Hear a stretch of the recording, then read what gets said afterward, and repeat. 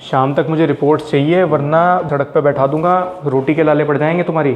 सो focus, आज का दिन हमें सुपर प्रोडक्टिव करना है, सो गेट फायर्ड अप। और ये अंकित क्यों नहीं आया आज? सर वो कल उसकी ट्रक एक्सीडेंट में डेथ हो गई। ओह, तो फिर आज नहीं आएगा वो? नहीं। ठीक है, तो उसका काम तू करके देगा और शाम तक रिपोर्ट चाहिए मुझे। यार ये मुझे अंकित का समझ नहीं आता, मरने से पहले मेल नहीं डाल सकता था? अरे एटलीस्ट मैनेजमेंट को तो इन्फॉर्म करे यार आदमी। अच्छा, इसकी 13वीं फ्राइडे की पड़ रही है ना? हाँ तो इसको लॉन्ग वीकेंड बनाते हैं और मनाली चलते हैं, क्या दिक्कत है? ऋषिकेश चलते हैं। चल। आपको पता है कि हमने आज ये इमरजेंसी मीटिंग क्यों बुलाई है? खैर आपको क्या ही पता होगा। आपकी इनकंसिस्टेंसी की वजह से कंपनी जो लॉस सफ़र कर रही है उसको देखते हुए मैनेजमेंट ने एक बहुत टफ डिसीजन लिया है आपको फायर करने का। I wish you best for your career. ये आजकल के एम्प्लॉयज़ भी ना काम नहीं करना चाहते बिल्कुल भी। याद है जब हमें बचपन में कहा गया था कि एक बार स्कूल कंप्लीट कर लो, बोर्ड्स में अच्छे मार्क्स ले आओ, उसके बाद लाइफ सेट। फिर कॉलेज में आए तो वहां भी यही बात कही गई कि बस यहाँ अच्छे मार्क्स ले आओ, उसके बाद एक अच्छी नौकरी लग जाएगी, फिर पक्का लाइफ सेट। और फिर बहुत सारी प्रिपरेशंस और इंटरव्यू के बाद फाइनली वो दिन आ जाता है जब नौकरी मिलती है और तब सच में ये फील होता है कि हाँ, आज लाइफ सेट हो गई। हर एक रिलेटिव और फ्रेंड आपको कॉन्ग्रेचुलेट करता है और लाइफ का एक नया फेज शुरू हो जाता है। लेकिन धीरे धीरे इंसान रियलाइज करता है कि ये क्यूबिकल्स और बिल्डिंग बाहर से जितने सुंदर और लाइवली दिखते हैं, ये अंदर से उतने ही लाइफलेस हैं। जहां हर कोई एक एंडलेस रेस का हिस्सा है और अब आप भी उसी रेस में हो, जहां हर दिन एकदम सेम है, मानो आपकी लाइफ किसी ने लूप पर चला दी हो। ये वो जगह है जहां हजारों लोगों के ड्रीम्स और एस्पिरेशंस अपना दम तोड़ देते हैं। ये है इंडियन कॉर्पोरेट। अगर आप बैंगलोर में जॉब करते हैं तो एक साल के अंदर 134 घंटे आप वहां के ट्रैफिक में वेस्ट कर दोगे। और अगर आप दिल्ली एनसीआर में जॉब करते हो तो यहाँ का पोल्यूशन आपकी लाइफ एक्सपेक्टेंसी को 10-15 साल से तो कम कर देगा। ये सभी अपने आप में बहुत सीरियस प्रॉब्लम्स हैं, लेकिन एक कॉर्पोरेट एम्प्लॉय की लाइफ में एक दिक्कत ऐसी है जिसके सामने ये प्रॉब्लम्स भी छोटी लगना शुरू हो जाती हैं। वो है इंडिया का टॉक्सिक कॉर्पोरेट कल्चर। यह है एचडीएफसी बैंक का मैनेजर जो अपने एम्प्लॉयज को काम करने के लिए मोटिवेट कर रहा है। बस मोटिवेट करने का तरीका थोड़ा हार्श है। For you, my CPI score is 77. Today I will issue HR memo to you and Tithi. Indradev आशीर्वाद করেছে অ্যাকাউন্ট খুলে গেছে তোমার ব্রাঞ্চে। को बात करनी है आपके भी नहीं बात सर, करनी हम सबके सामने बात करेंगे। তুমি কি করেছো मामा? তুমি কি করেছো मामा? अरे लड़ी के मैं लात मारूंगा, तेरा कचरा उठाने के लिए यहाँ पे नहीं हूँ। समझ नहीं आता कि रिटार्डेड है क्या? हम बोले कि हमसे काम नहीं होगा, but still we are not getting any support. ये पूरे दिन से काम कर रहा हूँ, फिर भी आपको समझ नहीं आ रही कि अच्छा क्या ये बना क्या कर रहा है तू? 25 साल के IIT IIM ग्रेजुएट और मैकेंजी एम्प्लॉय ने अपनी जान ले ली। इसका रीजन वर्क प्रेशर। केरला के एक बैंक मैनेजर ने भी ऐसा ही किया और उससे पहले वो एक नोट छोड़ के गए जिसमें लिखा था work pressure. Hindustan Times senior journalist Satish Nandgaonkar cardiac arrest की वजह से चल बसे। इसका भी रीजन था ऑफिस प्रेशर और हैरेसमेंट। और ये कोई बहुत रेयर इंसिडेंट्स नहीं है, बल्कि लोगों के ऑफिसेज की ये डेली की कहानियां हैं। और सरप्राइजिंगली इन न्यूज को ज्यादा कवरेज भी नहीं मिलती क्योंकि इंडिया के अंदर टॉक्सिक कल्चर न्यू नॉर्मल बन चुका है। अब इंसान कोई भी काम करेगा तो उसमें एरर्स तो जरूर होंगे, राइट? बट फिर भी कहा जाता है कि हमें अपना बेस्ट एफर्ट देना चाहिए। जो भी काम करो उसमें अपना 100% दो। अब सपोज आप अपने जॉब पे हो और आप अपने 80% एफर्ट्स करते हो, उसके बदले में आपको 5 में से 1 रेटिंग मिलेगी। अब थोड़ा और बेटर करने की मोटिवेशन आई तो इस बार आपने अपना 100% दिया, जिसके लिए आपको 5 में से 2 स्टार्स मिलेंगे और आपको सिर्फ एक एवरेज एम्प्लॉय कंसिडर किया जाएगा। अगर बेस्ट एम्प्लॉय बनना है और 5 में से 5 स्टार्स चाहिए तो आपको 115% देना होगा। ये एक्सिस बैंक का परफॉर्मेंस मैट्रिक्स है और इन्हीं अनरियलिस्टिक एक्सपेक्टेशंस और प्रेशर के चलते सिर्फ 3 साल के अंदर 61,000 एम्प्लॉयज ने एक्सिस बैंक से जॉब छोड़ दी।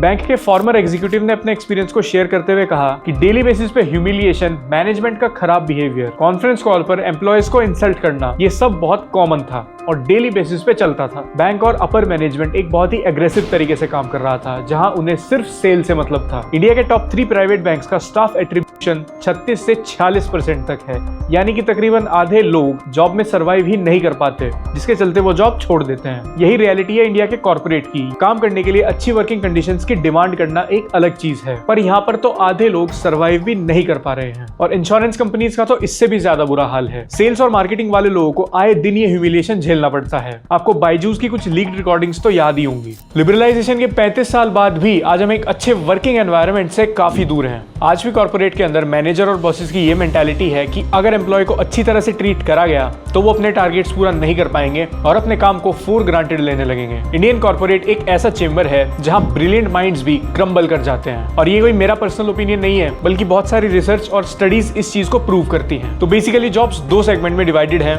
Blue collar jobs, white collar jobs. Blue collar jobs के अंदर मैनुअल और फिजिकल लेबर इन्वॉल्व होती है, जैसे कारपेंटर, फैक्ट्री वर्कर, प्लम्बर, जबकि व्हाइट कॉलर जॉब्स में ऑफिस बेस्ड वर्क और प्रोफेशनल वर्क इन्वॉल्व होता है। इसके कुछ एग्जांपल्स हैं software engineer, HR manager, accountant. So basically white collar jobs ज्यादा वेल पेइंग और रेपुटेटेड होती हैं। वेल अगर इंडिया की बात करें तो नहीं। सो इंडिया के अंदर इन दो सेक्टर्स में सबसे ज्यादा लोग एम्प्लॉयड हैं, आईटी सेक्टर और बीपीओ सेक्टर। और अब अगर इंडिया के आईटी सेक्टर की बात की जाए तो यहाँ पे 3 मेजर कंपनीज ने सबसे ज्यादा लोगों को एम्प्लॉयमेंट प्रोवाइड किया हुआ है, टीसीएस, विप्रो और इन्फोसिस। इन 3 कंपनीज ने मिला के लगभग 10 लाख लोगों को नौकरी दे रखी है। और अब इन कंपनीज में एंट्री लेवल जॉब्स की सैलरी की बात की जाए तो वो है टीसीएस 3.4 लाख, इन्फोसिस 3.6, विप्रो 3.2 लाख।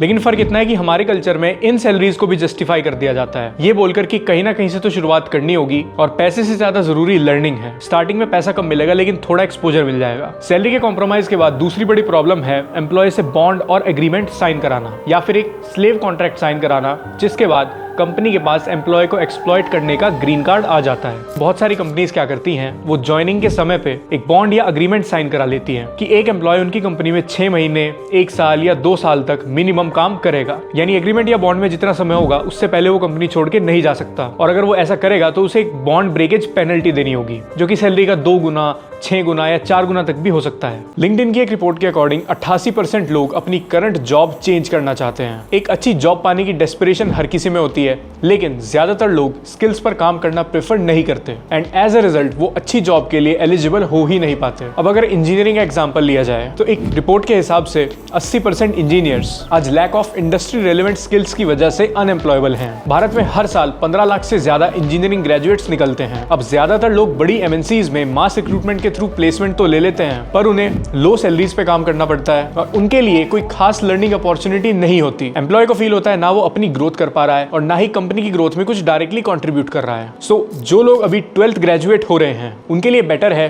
कि वो पहले ही खुद को अपस्किल कर लें, जिसमें उनकी हेल्प करेगा न्यूटन स्कूल का global BTech in CS and AI प्रोग्राम। ये आपको मैंडेटरी पेड इंटर्नशिप्स देते हैं to give you exposure in the industry. यहाँ के बहुत से फर्स्ट ईयर के स्टूडेंट्स लीडिंग कंपनीज में 30K की एवरेज स्टाइपेंड के साथ इंटर्नशिप्स लैंड कर रहे हैं, और एक ने तो गूगल SOC में 1.25 लाख की इंटर्नशिप भी क्रैक करी है। न्यूटन स्कूल ये सब पॉसिबल बना रहा है अपने एडवांस्ड करिकुलम से, जहां बाकी स्कूल्स की तरह PCM नहीं बल्कि फर्स्ट ईयर से ही कोडिंग पढ़ाई जाती है। ये इंडिया का पहला कॉलेज है जो global BTech degree in computer science and AI provide करता है, और इनका करिकुलम MAANG के सीनियर फोक्स ने डिजाइन किया है। यहाँ फर्स्ट ईयर से ही students robotics, AI applications, coding competitions और फ्रंट एंड प्रोजेक्ट्स बना रहे हैं। AI पावर ट्रैवल प्लानर्स और ड्रोन से लेकर स्विगी, जोमेटो, नायका और अमेजॉन जैसे वेबसाइट्स तक। ये प्रोजेक्ट्स इंश्योर करते हैं कि आप सिर्फ थ्योरी ही नहीं बल्कि प्रैक्टिकल कॉन्सेप्ट्स भी सीखें, और प्रैक्टिकल लर्निंग के लिए गूगल, माइक्रोसॉफ्ट और अमेजॉन जैसी कंपनीज के टेक लीडर्स मेंटरशिप प्रोवाइड करते हैं। और यहाँ एडवांस कोडिंग और टेक लर्निंग के लिए हर एक स्टूडेंट को मिलता है एक लेटेस्ट मैकबुक, और यहाँ के स्टूडेंट्स ये सब कुछ सीखते हैं from faculties of top global universities like Harvard, Stanford, IIT और mentors from top global companies.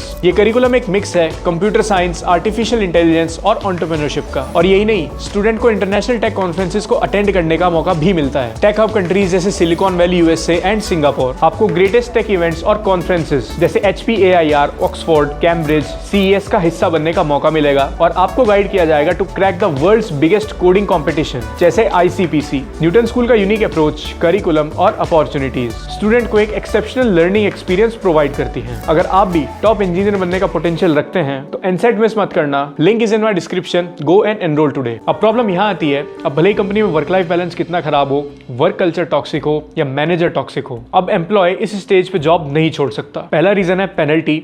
दूसरा, एमएनसीज में ज्वाइन करने से पहले एक कंपलसरी बैकग्राउंड वेरिफिकेशन होता है, और अगर किसी ने अपनी पहली कंपनी में कॉन्ट्रैक्ट पीरियड और बॉन्ड पीरियड सर्व नहीं किया, इन शॉर्ट बॉन्ड ब्रेक कर दिया, तो वो चीज उसके बैकग्राउंड वेरिफिकेशन में मेंशन हो जाती है। इसका नेगेटिव इंपैक्ट पड़ता है फ्यूचर में आने वाली अपॉर्चुनिटीज पर। जब एम्प्लॉयर आपकी हिस्ट्री देखेगा तो वहीं से वो आपको ऑफिस के बाहर का रास्ता दिखा देगा। इसी डर में बहुत सारे लोग एक्सप्लॉयटेशन के खिलाफ आवाज नहीं उठाते और वो चुपचाप अपना बॉन्ड पीरियड सर्व करते रहते हैं, उसके खत्म होने का वेट करते हैं। और ये चीज किसी की भी सेल्फ एस्टीम और मेंटल हेल्थ पर एक बहुत नेगेटिव इफेक्ट डालती है और एमएनसी में काम करने वाले लोगों को मेंटल ब्रेकडाउन तक ले जाती है। पुअर वर्किंग कंडीशंस और वर्क प्रेशर के साथ इस चीज से कोप अप करना और ज्यादा मुश्किल हो जाता है। बिना ओवरटाइम वेजेस के एम्प्लॉयज से ओवरटाइम कराना, वीकेंड्स पे काम कराना, शॉर्ट डेडलाइंस रखना, ये कुछ कॉमन प्रैक्टिसेस हैं जो इंडियन कॉर्पोरेट में आए दिन देखने के लिए मिलती हैं। अगर दूसरी कंट्रीज से कंपेयर किया जाए तो इंडिया का वर्क लाइफ बैलेंस सबसे ज्यादा खराब है। एक इंडियन वीक में 52 घंटे काम करता है, जो कि ग्लोबली सबसे ज्यादा है। यूएसए, यूके और चाइना, इस सिनेरियो में हम उनसे सबसे आगे हैं। द सेवंथ फोल्ड के एक सर्वे के हिसाब से 36% इंडियन एम्प्लॉयज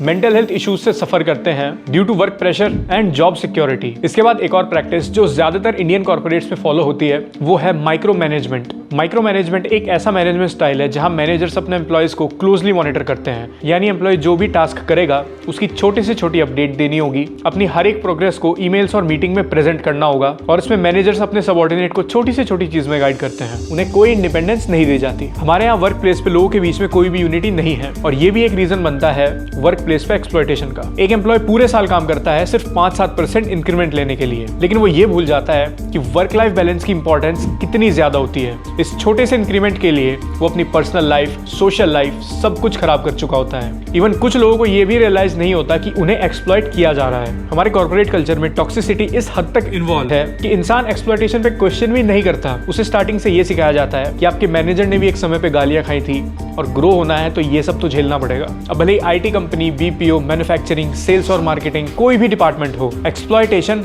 हर जगह है क्योंकि हमारे यहाँ लेबर लॉज बहुत ज्यादा वीक है। इंडियन लेबर लॉज पेपर पे तो बहुत ज्यादा कॉम्प्रिहेंसिव है, लेकिन उसमें इतने सारे लूपहोल्स हैं जिसका इस्तेमाल एम्प्लॉयर्स और कंपनीज बहुत आसानी से करते हैं। इन्हीं लूपहोल्स के कारण एम्प्लॉयर्स को पुअर वर्किंग कंडीशंस, इनएडिक्वेट पे और जॉब इनसिक्योरिटी फेस करनी पड़ती है। अब फैक्ट्रीज एक्ट 1948 ये कहता है कि अगर कोई एम्प्लॉय ओवरटाइम करेगा तो उसे डबल पे करना होगा, लेकिन ये रूल यहाँ स्ट्रिक्टली एनफोर्स नहीं होता और कोई भी एम्प्लॉयर यहाँ ओवरटाइम पे नहीं करता। और साथ ही में कंपनीज वर्कर्स को इंडिपेंडेंट कॉन्ट्रैक्टर्स और कैजुअल लेबर क्लासिफाई कर देती है ताकि वो जॉब बेनिफिट्स और जॉब सिक्योरिटी देने से बचे रहें। फॉर एग्जाम्पल, रिटेल स्टोर में वर्कर्स को शॉर्ट टर्म कॉन्ट्रैक्ट्स पे हायर किया जाता है जिससे कि एम्प्लॉयर्स उन्हें बिना नोटिस पीरियड के टर्मिनेट कर सकें। और companies accurate working hour records maintain नहीं करती और उल्टा एम्प्लॉयर्स पे प्रेशर डाल के उनसे ऑफ क्लॉक काम करा लेती है। इस तरीके से उन्हें ओवरटाइम वेजेस पे नहीं करनी पड़ती और एम्प्लॉयर्स थर्ड पार्टी कॉन्ट्रैक्टर्स के थ्रू वर्कर्स को हायर करती हैं ताकि डायरेक्ट एम्प्लॉयर और एम्प्लॉयर रिलेशनशिप बिल्ड ना हो और वो लेबर लॉज को बाईपास कर सकें। तो एक कंपनी के लिए अपने एम्प्लॉय को एक्सप्लॉइट करना बहुत ज्यादा ईजी है क्योंकि इंडिया के लेबर लॉज बहुत ज्यादा लीनियंट हैं। सो इन सब फैक्टर्स की वजह से इंडिया के अंदर जॉब सिर्फ स्लेवरी बन के रह जाती है, जहां कंपनीज अपने रेवेन्यू के बारे में सोचती है,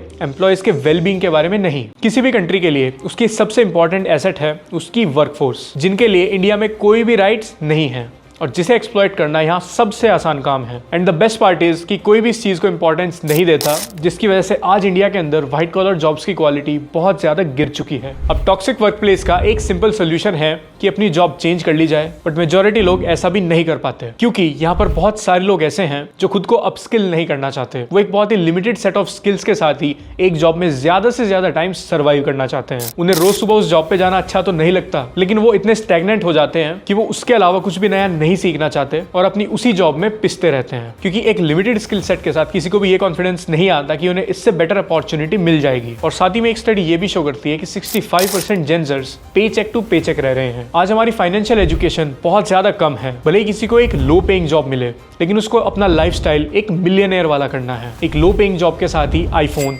personal car, clubbing, foreign trips, इंसान को सब कुछ चाहिए और इन डिस्ट्रैक्शंस की वजह से वो अपनी पर्सनल ग्रोथ करना भूल जाता है और एक डेट ट्रैप में फंस जाता है। इस बर्डन का नेचर वैसे तो इनविजिबल होता है, लेकिन इसे हर वक्त अपने शोल्डर्स पर कैरी करना पड़ता है। अब इस सब का रिजल्ट होता है जो जॉब लर्निंग और फाइनेंशियल स्टेबिलिटी के लिए मिली थी, अब वो सिर्फ सर्वाइवल के लिए रह जाती है, जो कि किसी को भी अपने करियर में कैलकुलेटेड रिस्क लेने से भी रोक देता है। बस एक ऑप्शन बचता है, जहां हो वहीं रहो और बस सर्वाइव करो। बट अनफॉर्चुनेटली हमें ये सब चीजें कभी नहीं सिखाई जाती। हमेशा पर्सनली और प्रोफेशनली ग्रो करने के लिए सेल्फ इंप्रूवमेंट मस्ट है, बट ज्यादातर लोगों को इस टॉक्सिक एनवायरनमेंट की वजह से कभी उस चीज पे काम करने का मौका ही नहीं मिल पाता क्योंकि यहाँ का वर्क कल्चर एक वेल बैलेंस्ड लाइफ जीना, खुद को प्रायोरिटाइज करना नहीं सिखाता। कंपनीज अपने प्रॉफिट्स को प्रायोरिटाइज करती है और एम्प्लॉयज को उस लिमिट तक पुश कर देती है जहाँ एक एम्प्लॉय नहीं बल्कि रोबोट बन के रह जाते हैं और फिर बस हर सिचुएशन में एडजस्ट करने की बात की जाती है। नहीं सर, मतलब कुछ खाया भी नहीं था वो खाने पहले।